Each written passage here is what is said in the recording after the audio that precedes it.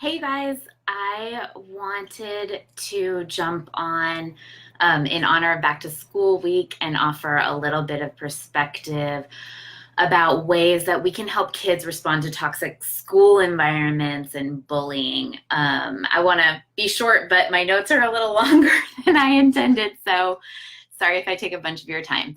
If you don't know, I'm Meredith Hawley. I'm a lawyer and life coach, and I help women stop sexual harassment without losing their jobs. Since school is the workplace for our kids, and what our kids learn in school about how to stop bullying, how to respond to it, carries on to the rest of their lives.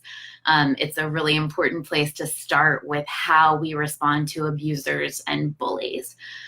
Some of what I'm going to say is easier said than done. I totally know it's what I work for longer periods of time with my clients on. So if you are having a hard time with this, or if you find your kiddo having a hard time with this, send me a message.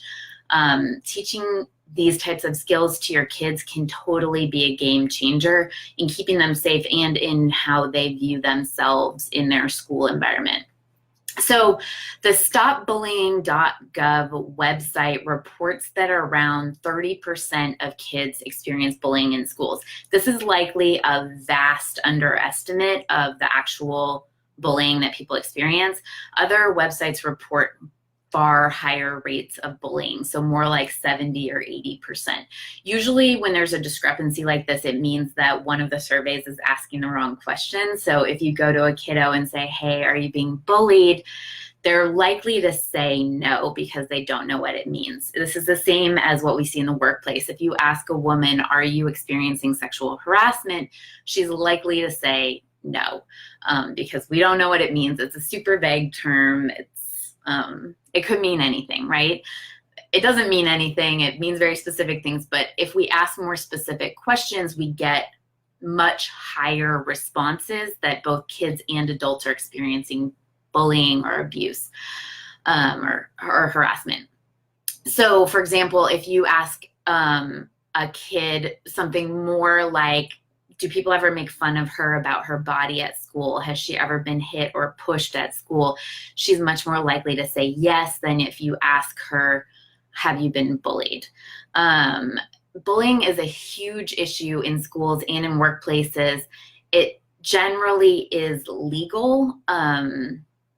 There's no state laws that are anti-bullying that I'm aware of, and most of the websites seem to support me. So in general, it's legal. And so it's really important to understand how to respond to it effectively to stop it before it turns into something that is illegal.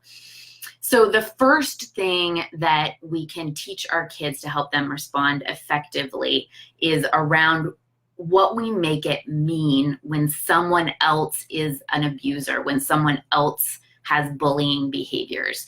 So if you first help your child understand that if people are targeting her, it likely means that she's someone who stands out as special and brave. It doesn't mean that there's something wrong with her.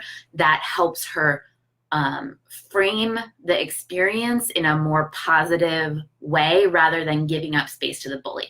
So people who bully and abuse want to tear other people down who they identify as having strength. When we experience bullying ourselves, though, we often make it mean that there's something wrong with us, that we've drawn on the abuse by doing something wrong. And we start to withdraw, which gives the bully way more space. It rewards the bullying. So we do this a lot of times because we think bullying shouldn't happen, which sounds like a good thought. It sounds like a positive thing to think, but because bullying does happen, if we're sitting and spending a lot of time thinking this shouldn't be happening, we actually are struggling with ourselves instead of stopping the bullying, instead of impacting it. The reality is it does happen. So we don't want to turn against ourselves. We want to take effective steps to stop it when it is happening. Withdrawing thinking, blaming ourselves for bullying behavior can be dangerous because we turn in against ourselves, and then there's the bully and our own thoughts that are against us instead of us being on our own side. So someone else's abusive behavior never means anything about you. It means something about them. We get to choose what we make it mean, but their abusive behavior comes from their thought that it's acceptable to behave that way. When they start targeting us, it means that we've caught their attention. So if your kid can understand that catching a bully's attention might mean that they're strong and that they should be stronger and they can be stronger, can help them respond in a brave, strong way to stop the bullying, but not to behave like a bully. So that's sort of part of the second point that I want to make. So the second thing to keep in mind and to teach your kid is that other people get to be wrong about us, and it doesn't mean that there's something wrong with us. So often great parents focus on teaching their kids how to listen to teachers and follow instructions, which is awesome. And I'm sure teachers appreciate it, and we need kids to be good listeners. But also sometimes other people, even teachers, are wrong about us. And so teaching kids how to evaluate themselves, whether they're behaving respectfully, bravely, and kindly, helps them develop an internal reference point for their behavior instead of trying to reference it off of other people. This helps them learn how to behave with integrity and to evaluate whether they are always behaving respectfully and kindly and bravely, and stand up to people who are wrong when necessary, instead of seeking approval from people who might be bullies and abusers. So the first thing to remember is that if a bully is targeting you or your kiddo, that means that there may be something special and something super brave about her that she can cultivate to demonstrate how to be respectful, how to show up with integrity. The second thing is other people get to be wrong about us, and it doesn't mean that there's something wrong with us. So those are the two things that I wanted to share and offer. If they sound hard, reach out. I work with women all day to help them stop sexual harassment if they can do it. And I've seen kids do it too.